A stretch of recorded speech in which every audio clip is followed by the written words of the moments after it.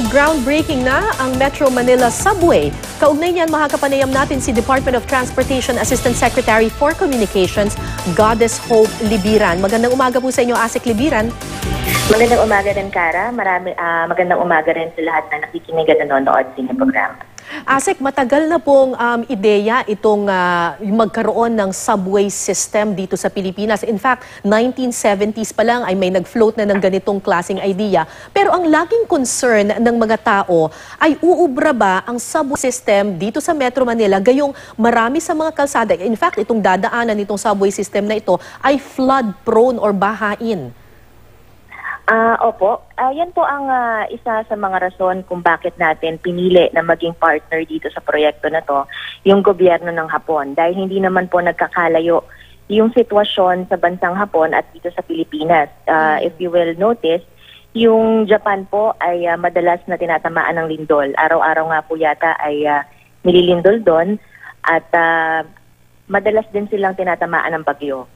Pero po ang kanilang subway ay flood and earthquake resilient. So yung teknolohiya po na yon ay ating hinihiram para po maisagawa dito rin sa ating bansa. At inano nila yan, nag-commit sila na ang ating subway system ay magiging earthquake and flood resilient. Pero sa Japan, hindi masyadong bumabaha dahil yung kanilang urban planning doon, maganda yung urban planning nila at walang mga nabarahan ng mga waterway system. So for this particular segment of Metro Manila to be flood na hindi magkaroon ng masyadong maraming baha, I suppose kailangan ayusin din yung mga nasa mga katabing mga kalsada na dinadaanan din ng floods or ng baha.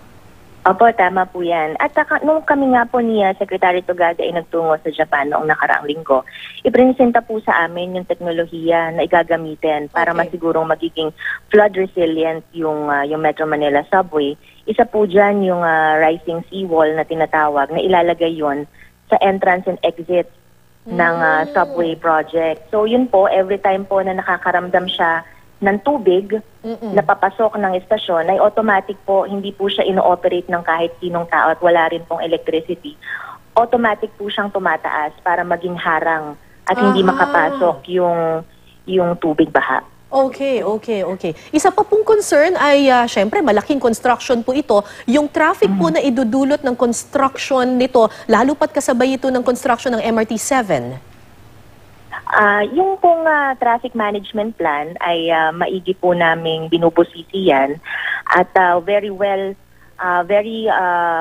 much coordinated po ito sa MMDA, ganun din po sa local government unit concerned. Okay. Ang kagandahan po dito sa Metro Manila Subway Project, kaya nga po ng sinasabi ni Secretary Tugade, magkakaroon lang po ng inconvenience doon sa mga location kung saan itatayo yung stations. Pero po doon sa alignment niya, dahil nga po nasa ilalim siya ng lupa, ay hindi naman po ganun yung inconvenience na mararamdaman. Okay. So which areas yung tatamaan, yung makakaranas ng matinding traffic?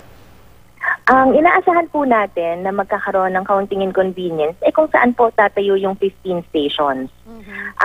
Yung ground break po natin yesterday, ayun po ay yung para dun sa partial operability section. Yun po yung kung saan natin itatayo yung depot, yung Philippine Railway Institute at yung tatlong stasyon, yun pong Mindanao Avenue Station, Tandang Sora, and North Avenue Stations.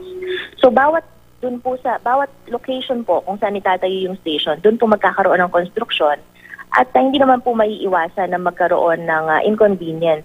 Pero nga po, ang sinasabi po ni Secretary Tugade dyan, sa mga tao, ano po ba ang ating mas gusto? Mas gusto po ba natin ng panandaliang inconvenience o yung pangmatagalang ginhawa? Okay.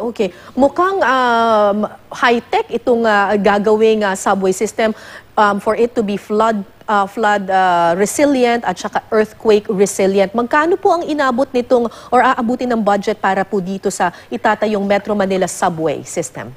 Ang overall budget po for the Metro Manila Subway is 365 billion. Ito po ay, ang funding po na ito ay nanggaling mula sa Official Development Assistance mula po sa gobyerno ng Hapon. Yung phase 1 po natin, 70 billion po ang nakalaan para doon. Mabanggit ko lang po, yung ito pong ODA assistance galing sa Government of Japan ay sinasabi nga po namin na halos ibigay na lamang. Kasi po, binigyan po tayo ng 40 years na repayment period. Opo. At ang interest po nito ay 0.1% lamang.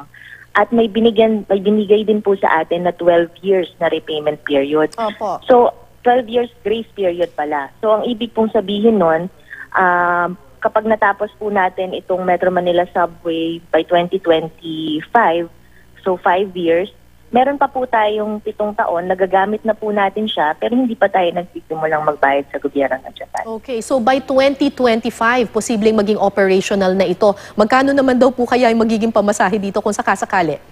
Linawin ko lang po, yung 2025 po is the full operation. Ibig sabihin yung Okay. all 15 stations. Pero ito pong first 3 stations na i-ground break natin kahapon, magsisimula po ang operations niyan sa 2022 bago po matapos ang termino ni Pangulong Duterte. Okay, magkano po daw kaya ang magiging pamasahe? Yan ang tinatanong ng mga kababayan natin. Apo, ang sinisigurado lang po ni Secretary Tugade dyan ay yung magiging pamasahe po ay sapat para po doon sa serbisyong binibigay ng subway. At hindi naman po Opo. tayo papayag na masyadong mataas yung hindi kakayanin ng ating mga commuters. Sisiguraduhin po namin na dadaan sa masusing proseso yan at hindi po malalagay sa alanganin yung ating mga commuters po. Maraming salamat po sa inyo, Department of Transportation Assistant Secretary for Communications, Goddess Hope Libiran. Maraming salamat din po, Ma'am Cara. Thank you.